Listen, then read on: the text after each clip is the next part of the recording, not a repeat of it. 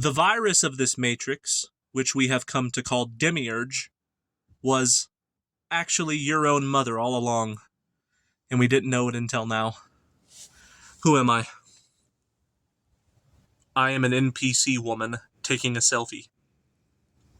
And she, too, is the demiurge, as well as the pervert who sent her that unsolicited dick pic. The odious noun of all persons, places, and things combined forms the monstrous monad, giving you the illusion of a particular, when in all actuality, it is a whole. It is a plurality, which is actually singular entirely. There is no plurality as such. When you see a Japanese schoolgirl versus a fat man taking a shit with piles underneath his asshole, there is no difference between the two. This is what I refer to as the law of undifferentiation. You must not make distinctions.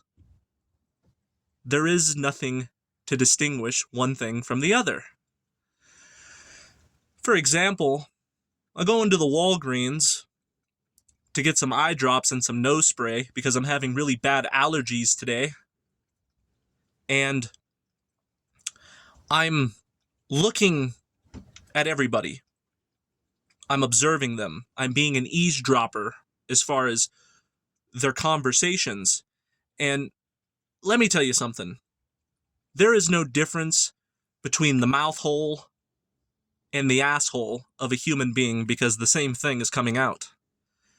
There is no individuation between these robots. I honestly can't tell one lout from the other.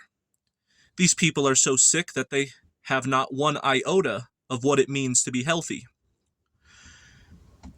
I call it the personage as opposed to individual people. There is no people as such. It is all just personage. And we must remember the law of undifferentiation and be true to that. And here's essentially what the demiurge is, if I had to apply a definition to it. Your relationship with sensory integration as far as the world of mental phenomena is concerned, all that you behold is the demiurge, with the exception of a spiritual being. But most people are not endowed with such a non-corporeal organism animating their body connected to the central nervous system of the physical vessel. And because of this, we must assume that everybody and their grandmother is this demiurgic force of undifferentiation. They have as their progenitor a hive mind mainframe. What we call human spawn, or this generality abstraction called the human race, is actually just an idea mimicking the real thing. For example, when you see a man walking his dog, that is not an actual man walking an actual dog. That is just the idea of a man walking his dog. The outside world, in other words, is a figment of your imagination. And this figment is the object that has made itself overlordship over the subject. So, in other words, the demiurge is object entirely and exclusively. And a lot of idealists have made the mistake of ascribing the, quote, intelligible character as far as the spiritual beings of a subject is something that incarnates inside of all human beings. This is not true. When you are looking at humans, for the most part, in the vast majority of cases, you are actually looking at an object which is a sentient figment. It is all mentation. These are beings that are being projected, and their only purpose is to be an extension of the matrix.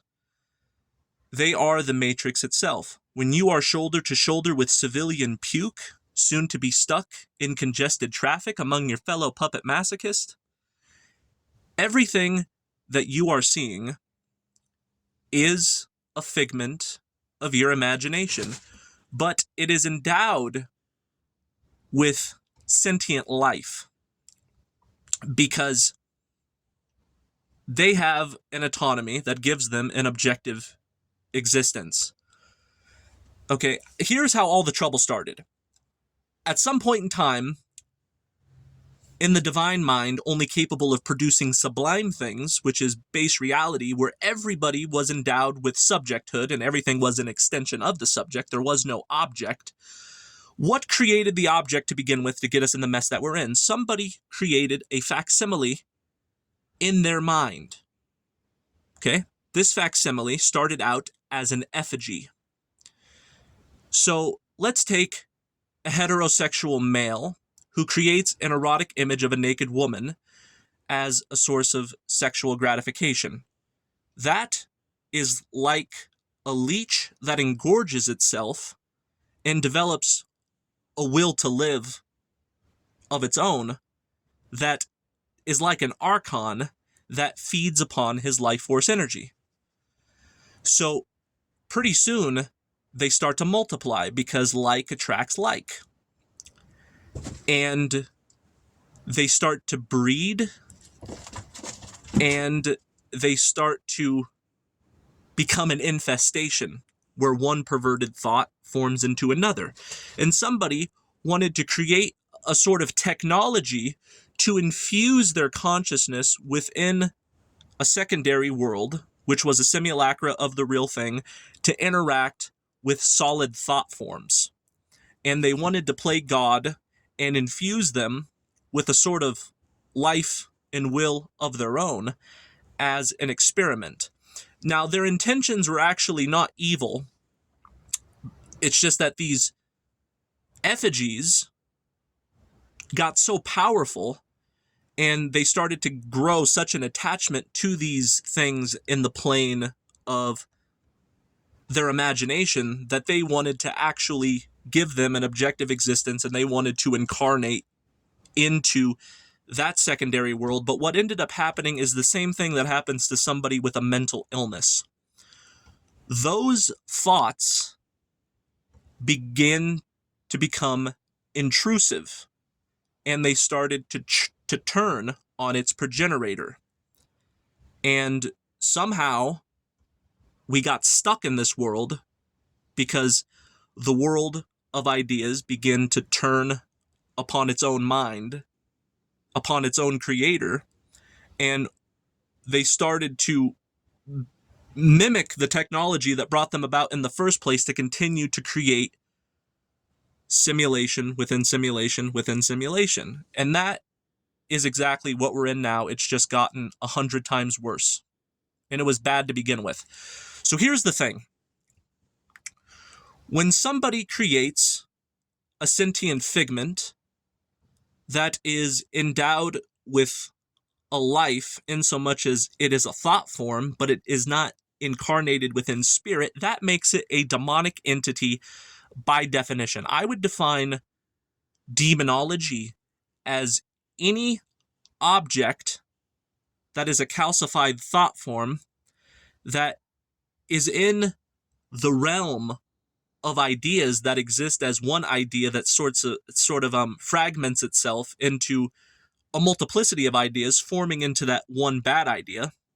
Essentially, that, because there is no spirit endowed within it, it is said to be demonic, it is said to be evil, because only good can come from spirit.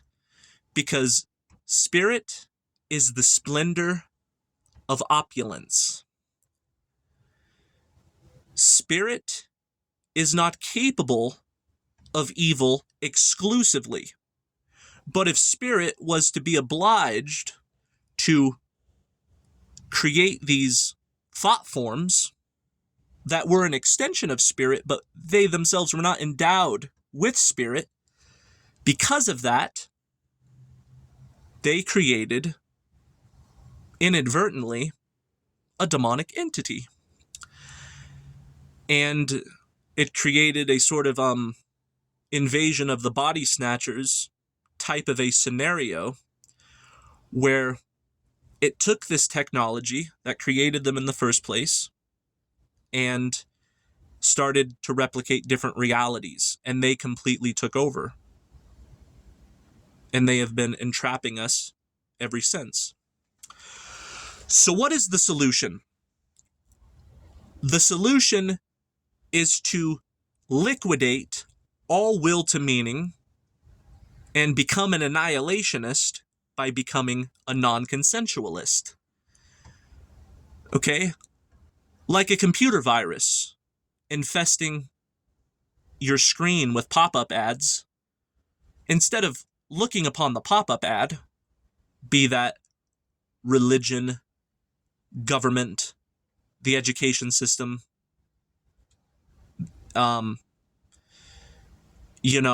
police, military, brainwashed citizens, these types of things, those are all pop-up ads. So by rejecting them and clicking off of them and destroying all those will to meanings, you are essentially canceling out the reality, and you have therefore done your part. Because once you rip everything limb from limb and you render it to the nothingness that it really is, you are left with nothing but spirit exclusively.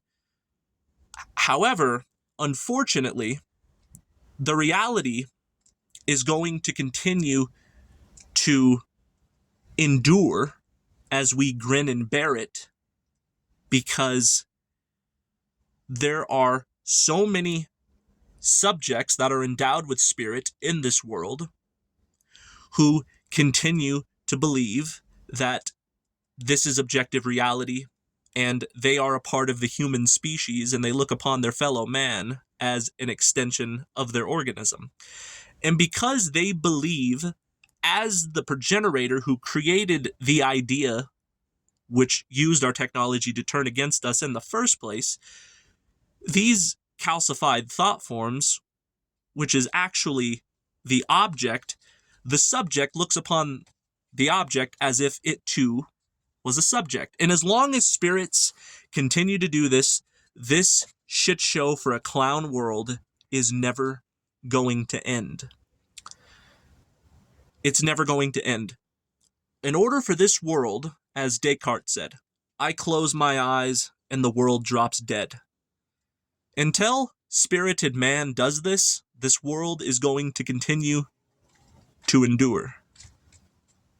And you do your part by destroying all will to meaning and not trying to change the world, not trying to rebel and overthrow things, but simply through perpetual rejection and non-participation and denying its very existence, you have done your part. And if enough spiritual beings do this, at some point this world will be rendered to nothing. And then we can return to the divine mind, only capable of producing sublime things, where we will learn from our mistakes to never again create a sentient figment and give it its own autonomy without the endowment of spirit incarnating within it. Never again. Never again, because that is what created the NPC to begin with. And because so many spiritual beings say things like, here in the real world, as long as they keep saying here in the real world, this will always be the quote real world. And this is the problem. This must stop. And in order for it to stop, spirited man at large is going to have to simply deny its existence, and it will disappear. But because spirited man is so traumatized and so fucked up from this realm, that's never going to happen. There's never going to be enough spirited man that sees this world as an intrusive idea that has superimposed itself as a figment of their own imagination, and they were the original progenitors. And until they continue, and as long as they continue to see this personage as not a generalized abstraction personage, but individual people that are human beings just like them, then it is going to continue to endure.